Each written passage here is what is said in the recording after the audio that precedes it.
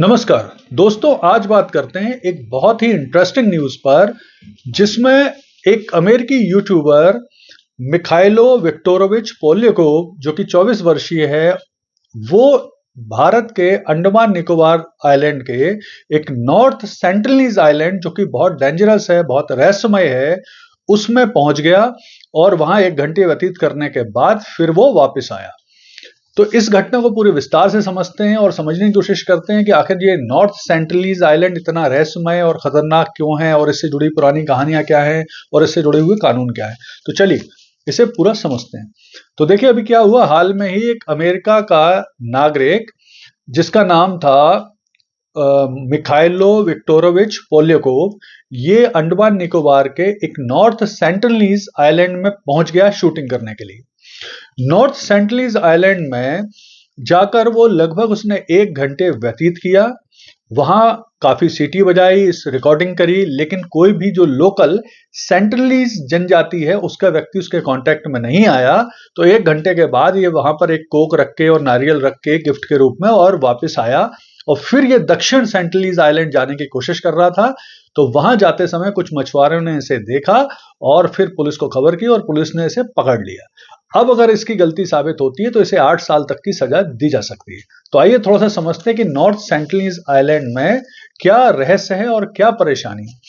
तो देखिए, भारत में जो अंडमान निकोबार द्वीप समूह है, उसमें कुछ जनजातियां रहती हैं जो बड़ी कम मात्रा में है, लेकिन बड़ी रहस्यमय है, और 60,000 साल से लगभग वहां पर रह रही है, जिसमें प्रमुख रूप से है जरावा है, ओंगे है, ग्रेट अंडमानी है और सेंटिनलीज है।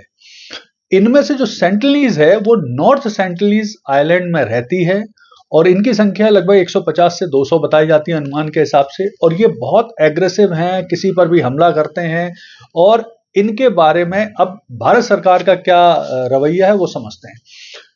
1967 से लेकर 1951 के 91 के बीच में भारत सरकार ने सेंटिनलीज आइलैंड के सेंटिनलीज लोगों को के साथ संपर्क करने की कोशिश करी, उन्हें मुख्य धारा में शामिल करने की कोशिश करी, लेकिन जिस तरह की वो सेंटिनलीज जनजाति थी, उन्होंने मुख्य धारा में शामिल होने में कोई रुचि नहीं दिखाई। इसके अलावा वो बहुत एग्रेसिव थे, हमला करते थे, लोगों को मार देने में माहिर थे, तीरों से हमला करते थे। तो सरकार ने 1991 में नो कॉन्टैक्ट पॉलिसी अपनाते हुए इसे प्रतिबंधित क्षेत्र घोषित किया और किसी के भी यहां पर जाने पर रोक लगा दी, और फिर इन्हें छोड़ दिया। अब इससे क्या चीज है, तो पहले हम समझते हैं कि जो सेंटिनलीज जनजाति है आखिर थोड़ा सा उसके बारे में।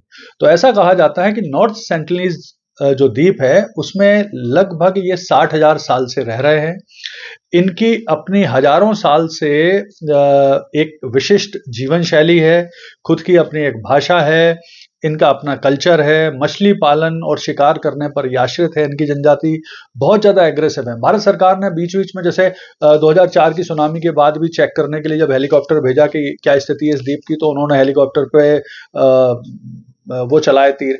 सबसे इंपॉर्टेंट जो घटना हुई थी, प्रसिद्ध घटना हुई थी, वो हुई थी वर्ष 2018 में।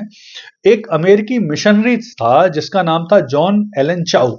ये पहुंच गया था इन्हें ईसाई बनाने के लिए, और वहां सबके मना करने के बाद भी बड़े कष्ट के साथ वो वहां पहुंचा और उसने इनके साथ संपर्क करने की कोशिश करी। लेकिन जो जॉन एलन चाउ है, इस पर हमला कर दिया वहां के सेंटिनलीज लोगों ने और उसकी हत्या कर दी।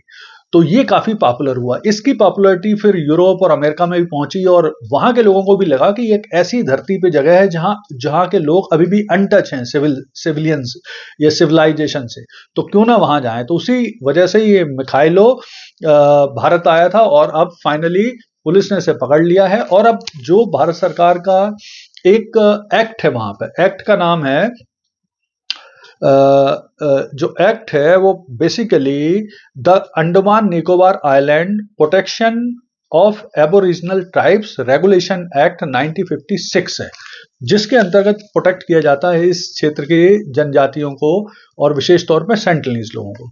तो अगर अब ये इसके ऊपर साबित हो गया, मिखाइलो के ऊपर अगर इसकी गलती साबित हो गई, तो इसे सजा मिल सकती है। तो अब इसका भविष्य क्या हो सकता है?